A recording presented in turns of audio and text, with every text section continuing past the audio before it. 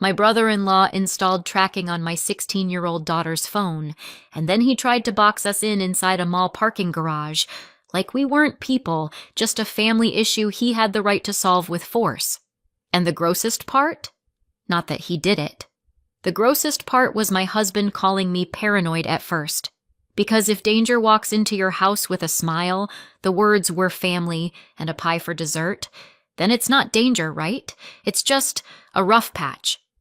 We lived in the suburbs outside Philadelphia, one of those neighborhoods with a starter home we bought for the future, a postage stamp yard, and a lawn that looked way too perfect for real life. The kind of street where neighbors smile the same smile and close their doors the same way. I'm Amanda. My husband is Rob. Our daughter is Emily. Emily used to be my talker.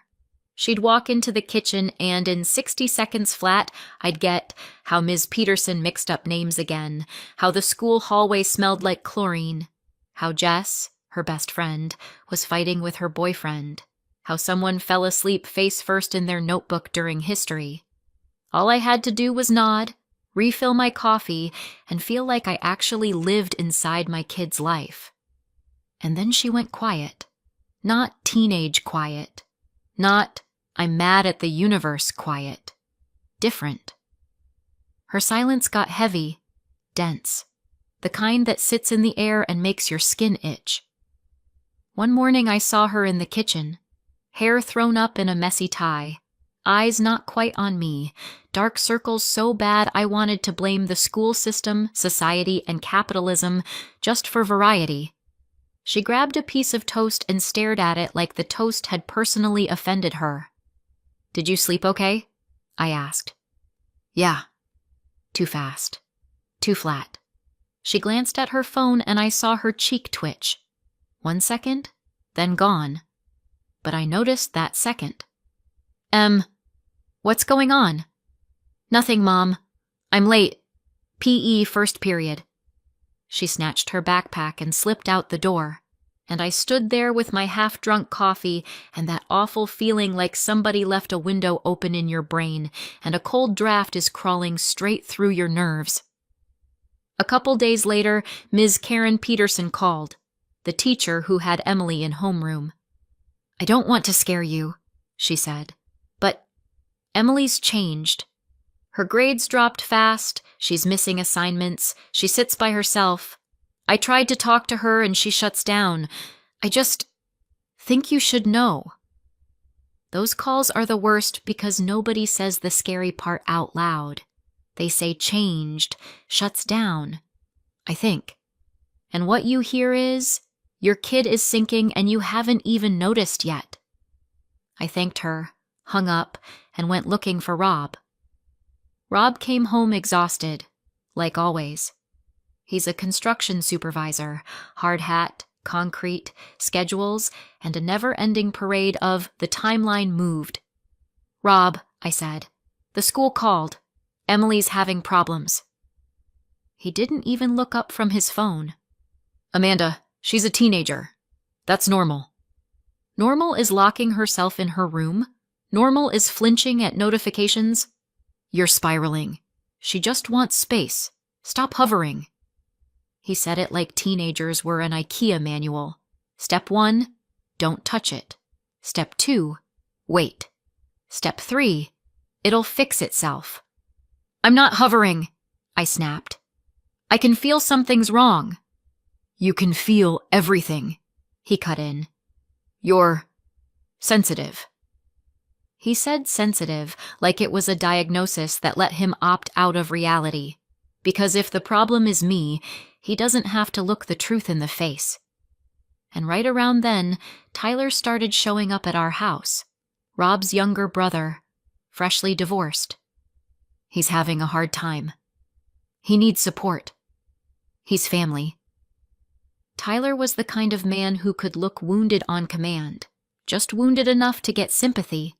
Sad eyes, soft voice, tragic story, and always, too much presence. At first he stopped by for coffee, then he stayed for dinner. Then he developed this cute little habit of showing up without warning. One day I walked into the kitchen and saw an open bottle of bourbon on the table. My bourbon, the one I kept for a special occasion, because sometimes grown adults want to pretend they're in control of their lives. "Oh, hey, Amanda," Tyler smiled. "Rob said you wouldn't mind." Of course. I'm a woman. I'm automatically fine with things I wasn't asked about. Rob came in behind him, cheerful. "Tyler needs a distraction," he said. "We're not monsters." There it was. If you object, you're a monster. Emily came downstairs for dinner, saw Tyler, and froze in the doorway. Her whole body went tight enough that even I could see it. "Hi," she said quietly. "Hey, sweetheart," Tyler replied, way too warmly. "How's school?" Emily didn't answer. She sat, picked up her fork, like she was giving herself an order. "Just survive this evening." "Put your phone away," Rob said. "That's rude." Emily did it, and her face got even whiter. I watched her and thought, this isn't about manners. This is about safety. And Rob was the guy asking you to close a window while the house is on fire. That night I went upstairs to check on Emily. I tried the doorknob. Locked. I knocked. "Em? Everything okay?" A pause. "Yeah. Night, Mom." I stood in the hallway trying to talk myself into teenage phase. But a mother's instinct is not hygienic. You can't switch it off. And the thought that came next made me want to bleach my brain. Emily isn't locking the door because of me. Emily is locking the door because of someone in this house. Tyler became part of our daily life so fast it was like he had a key. And honestly, I wouldn't have been shocked if he did. He brought groceries on his way. He took out the trash. He talked about how Sarah, his ex, ruined his life. And every story ended the exact same way, like a chorus in a bad song. "You're my only family." Rob melted every time. Because Rob was raised on this idea that a man keeps the family together. And apparently, in his head, family included a grown man with no concept of boundaries. One day Tyler came by in the middle of the day when Rob was out on site. I was working from home. My spreadsheet was on fire, and I was not emotionally prepared for surprise therapy hour. Tyler walked into the kitchen like he lived there, poured himself water, and looked around like he was checking inventory. "Hey," he said finally. "Rob told me Emily's laptop's lagging. Let me take a look. I know my stuff." Something in me clenched. "No, if it's acting up, we'll take it to a shop." He smiled. "That's money down the drain. I'm not some stranger. I'll do it for free. Family." And that's where the American horror movie starts, the one they turn into a streaming documentary. Because family is the most dangerous currency on earth. You pay with your safety and you never get change back. I called Rob, hoping he'd say no. Rob said, "Sure, let him look. He knows tech." So I handed Tyler Emily's laptop. Because sometimes the scariest person in the family isn't the one who shows up. It's the one who opens the door and says, "It's fine." After that, Emily got quieter. And every time her phone buzzed, her fingers twitched. I tried to catch a moment when Tyler wasn't hovering. He had this sick, perfect timing. He appeared exactly when I needed to talk to my kid.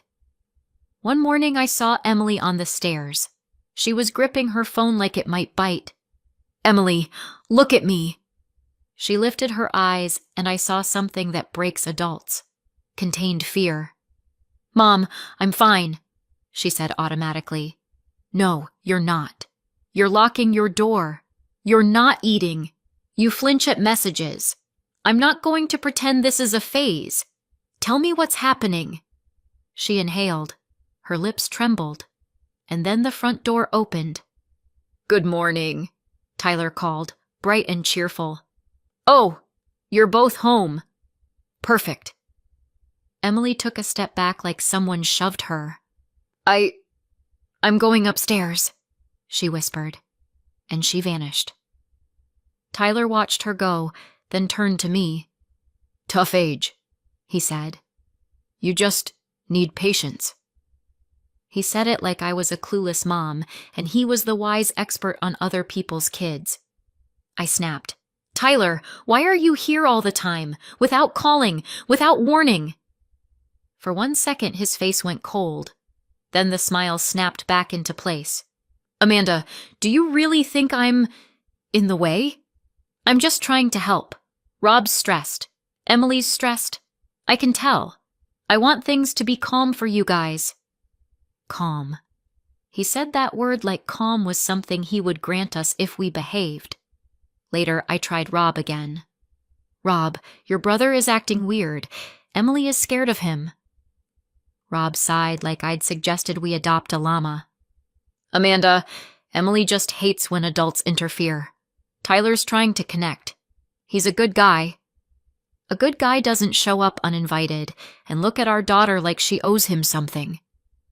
Rob frowned. You're reaching. He's my brother. He's not okay right now. And what about Emily, Rob? Is she okay? He went quiet, and I realized it was easier for him to pity a grown man than admit something terrifying was happening to his daughter, because admitting it meant acting. Acting meant conflict. Conflict meant facing the fact that family isn't always a holy word. One evening, I heard Emily's voice through her door, quiet, shaky. She was on the phone. Jess, I can't. She whispered. I'm scared. No, I can't tell my dad. He won't believe me. He'll say I'm being dramatic. My throat tightened. I knocked. Emily? Silence. Em, open up. It's me. The lock clicked. The door cracked open. Emily stood there, phone hidden behind her back, eyes red. Mom, please, don't make me talk, she whispered. I could have done the right thing, gentle, calm, no pressure. But rage rose up in me. I'm not making you, I said. I'm asking, because I'm your mom, and I'm watching you disappear right in front of me. She trembled. I don't want Dad to hate you because of me. That line hit like a fist to the ribs, because it was possible, because it had already existed in our house, just wearing different words. I sat down beside her and took her hand. Emily, if someone is hurting you, it's not because of you. It's because of them. And Dad, he can be wrong, but he has to hear the truth. She opened her mouth to say more, and then Tyler's voice floated up from downstairs. Emily, come down here. I brought your favorite snacks. Emily flinched, and I knew it. This wasn't a rough patch. We had a predator in our home. We'd been promising to shop for her homecoming dress forever. We postponed twice. Every time Emily said, "It's fine, later." But I could tell she was clinging to that day like a tiny breath of normal. Saturday morning, I said, "Today, just you and me." Emily nodded too fast, like she was afraid I'd change my mind. We picked a big mall, the kind where you can buy everything in one trip and where crowds make you feel invisible. I told myself, with people around, she'll feel safer. Naive of me. There was no parking outside, so I drove into the garage. A concrete maze where every footstep echoes and the lighting makes everybody look gray. Emily sat with her phone in her hands, eyes darting over mirrors and lanes. You sure you want this place? I asked. Yeah, she said. It's okay. Her okay had become code for I'm holding it together with duct tape. Inside, under bright lights and noise, she actually loosened up. We even smiled. We ate fries in the food court, and for the first time in weeks, she told me something about school, short but real. I almost believed we were okay. Almost.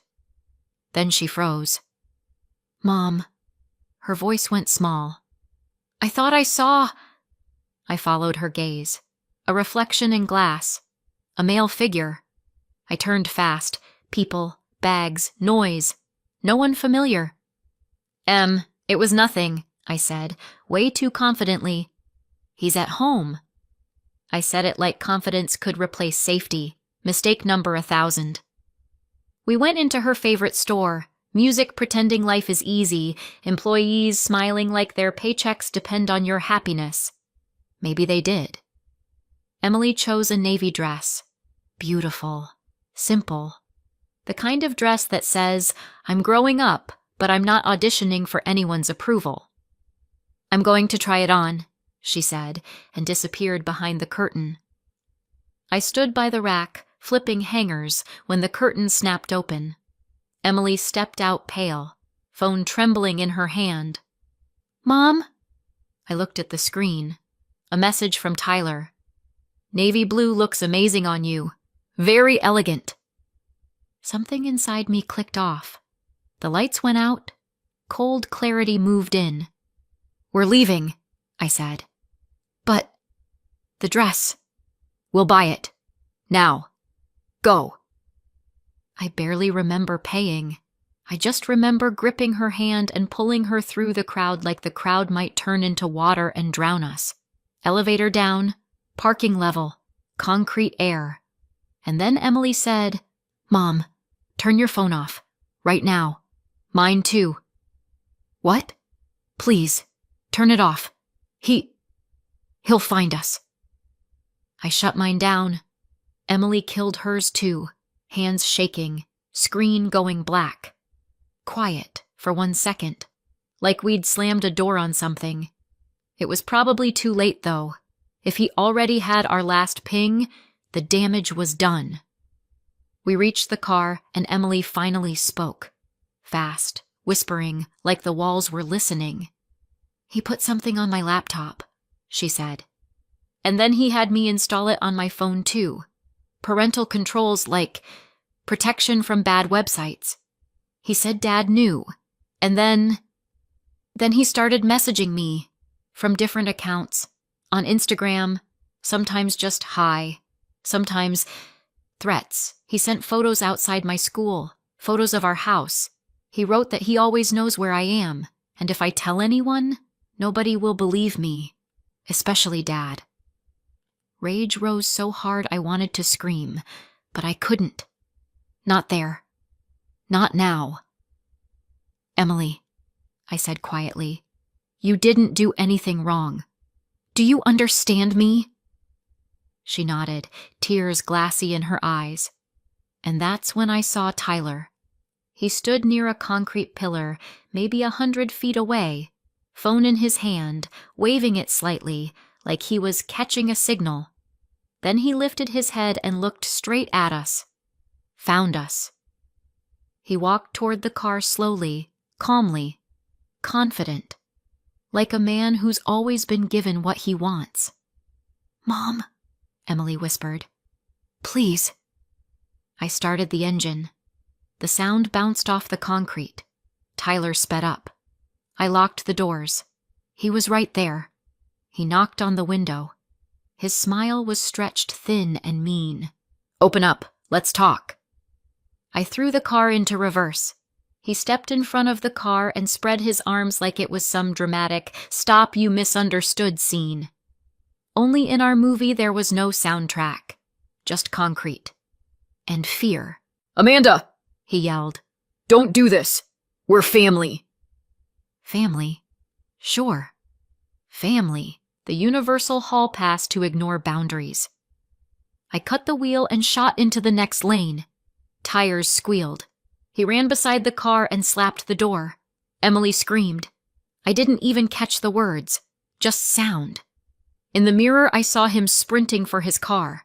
He followed. At the exit, he tried to cut me off. Too close, too aggressive.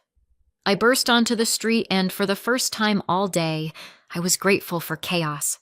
Chaos makes it harder for predators. He still stayed on us.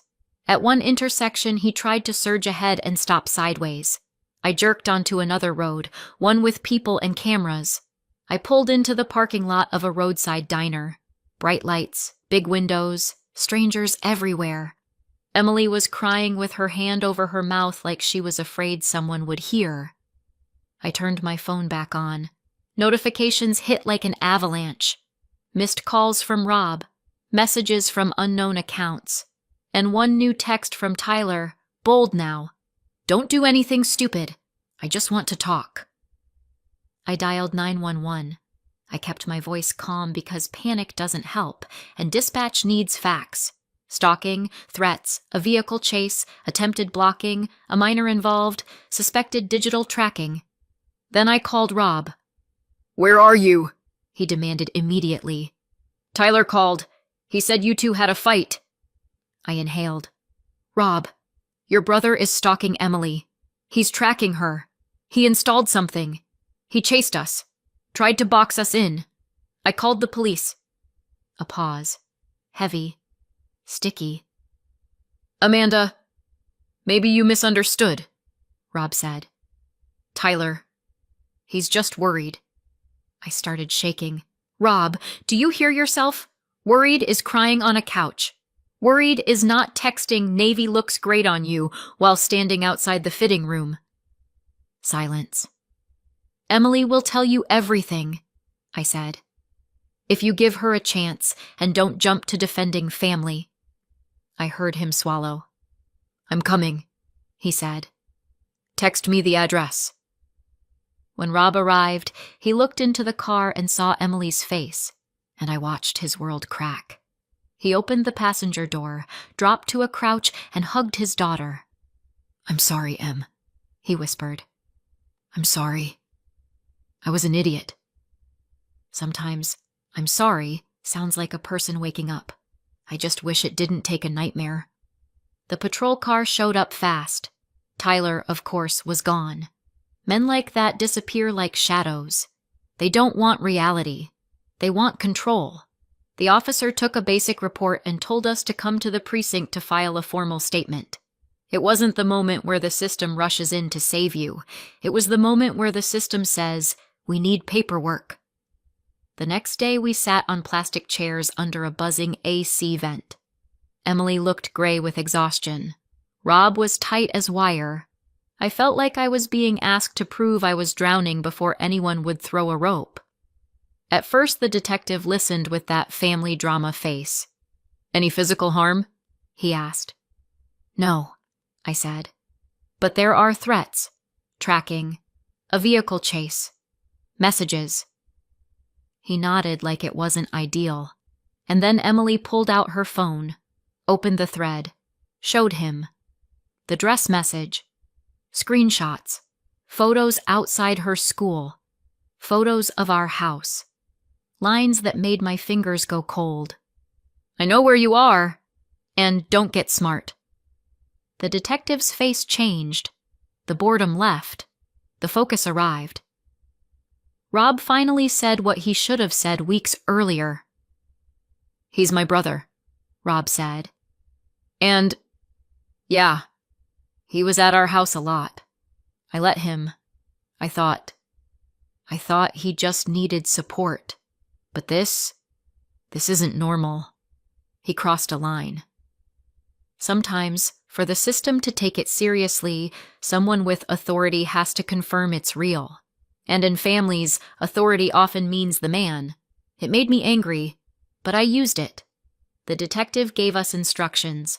Save everything, don't delete, make copies, turn on two-factor authentication, secure accounts, don't respond to Tyler if he reaches out. He spoke like someone who's seen what "let's just talk" turns into. They called Tyler in for an interview. He denied everything, said I was hysterical, said Emily was manipulating, said he was just trying to help. And the nastiest part? He said it in the same soft tone he used when he talked about being our only family. They let him go. For now.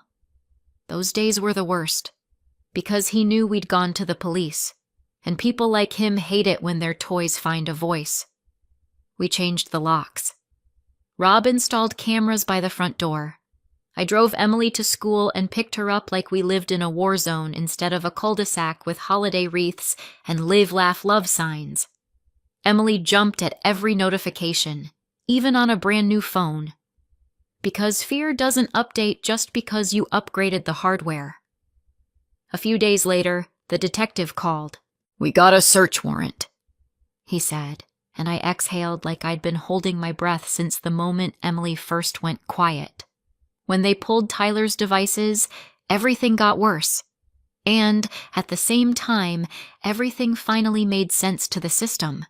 Worse, because there was so much. Better, because now it wasn't a worried mom and a family misunderstanding. It was evidence. They found the tracking software. They found hundreds of photos. They found a file. His little journal. Roots. My work hours.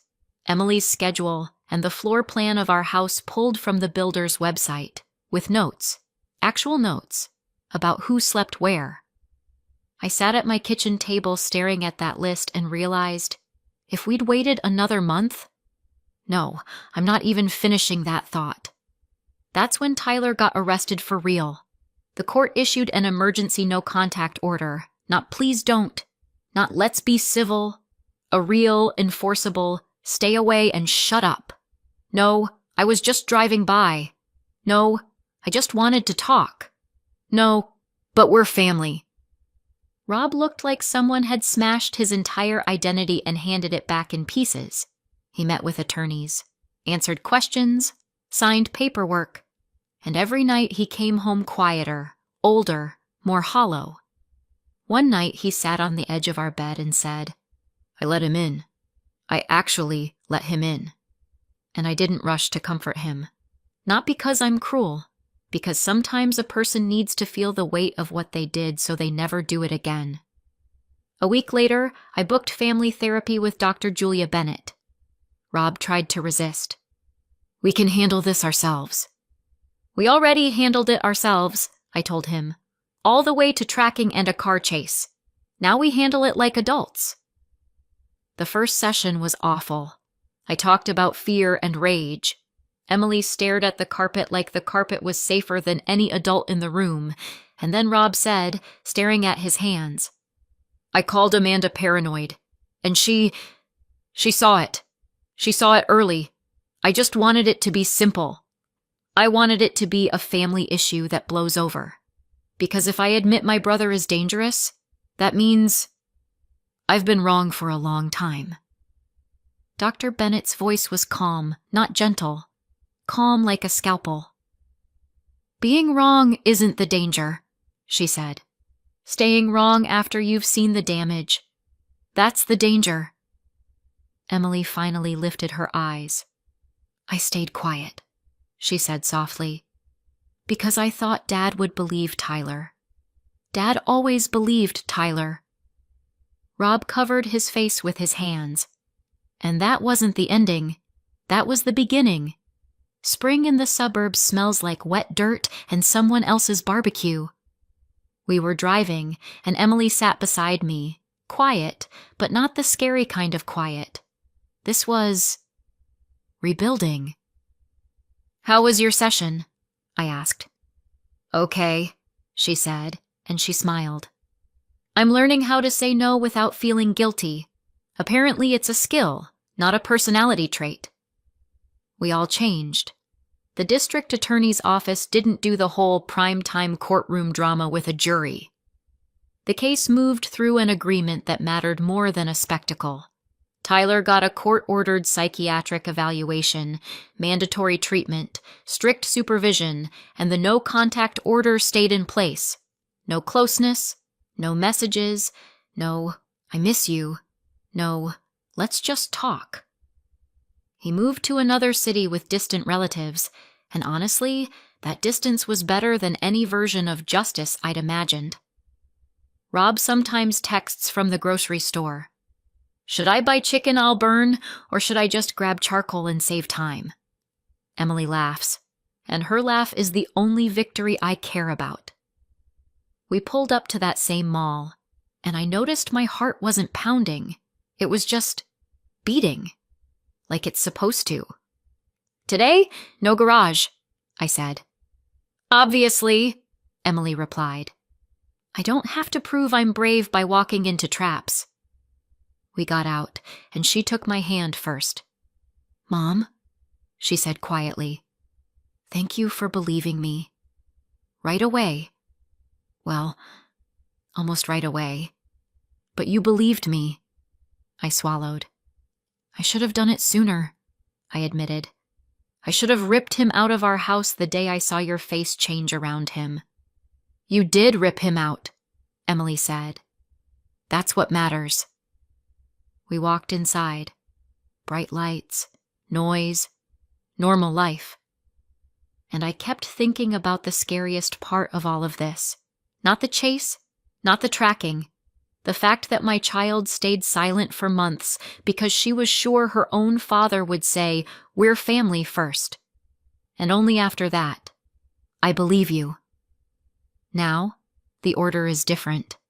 And that is the only thing in this story I'll call actual salvation. Thanks for spending your time with me. If you want more stories like this, hit subscribe and give this video a like. And don't be shy, leave a comment. Your support means a lot. Take care, and I'll catch you in the next one.